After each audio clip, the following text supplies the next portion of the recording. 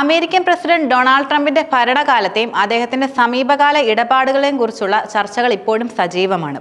നയതന്ത്ര രീതികളെയും പലപ്പോഴും ലംഘിച്ചു എന്നതാണ് അദ്ദേഹത്തിനെതിരെ ഉയർന്നു വരുന്ന പ്രധാന വിമർശനം. ഒരു രാഷ്ട്രത്തലവൻ പറയാൻ പാടില്ലാത്തത് പറയുകയും ചെയ്യാൻ പാടില്ലാത്തത് ചെയ്യുകയും ചെയ്യുന്ന പ്രസിഡന്റ് എന്ന വിശേഷണവും ട്രംപിന്റെ ഭരണരീതിയുടെ ഒരു നേർചിത്രമായി പലരും കാണുന്നുണ്ട്. അദ്ദേഹത്തെ പ്രസിഡന്റായി തിരഞ്ഞെടുത്തതിൽ ലോകം അമേരിക്കക്കാരോട് സഹതപിക്കുന്ന അവസ്ഥയാണുള്ളതെന്നാണ് വിലയിരുത്തലുകൾ. ട്രംപിന്റെ നയങ്ങൾ ആഗോളതലത്തിൽ സൃഷ്ടിച്ച പ്രതിച്ഛായയുടെ ആഴം വ്യക്തമാക്കുകയും ചെയ്യുന്നു. ലോകത്തിന്റെ പോലീസ് ചമഞ്ഞ് വിവിധ രാജ്യങ്ങളെ ഭീഷണിപ്പെടുത്താൻ ഇറങ്ങിയ ട്രംപിന് ഇറാനിൽ നിന്നും നേരിട്ട കനത്ത തിരിച്ചടികൾ അദ്ദേഹത്തിന്റെ വിദേശ നയത്തിന്റെ പാളിച്ചയായി പലരും ചൂണ്ടിക്കാണിക്കുന്നുമുണ്ട്.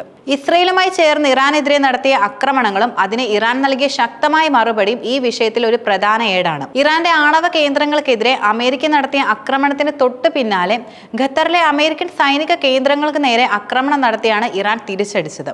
അമേരിക്ക മുൻകൂട്ടി പ്രഖ്യാപിച്ചതിന് സമാനമായി ഇറാനും ആക്രമണത്തിന് മുന്നറിയിപ്പ് നൽകിയതും ആയിരക്കണക്കിന് അമേരിക്കൻ സൈനികരുടെ ജീവൻ രക്ഷിച്ചുവെന്നും അല്ലെങ്കിൽ അത് മറ്റൊരു പേൾ ഹാർബറായി മാറുമായിരുന്നുവെന്നും നിരീക്ഷണങ്ങൾ ഉണ്ടായിരുന്നു.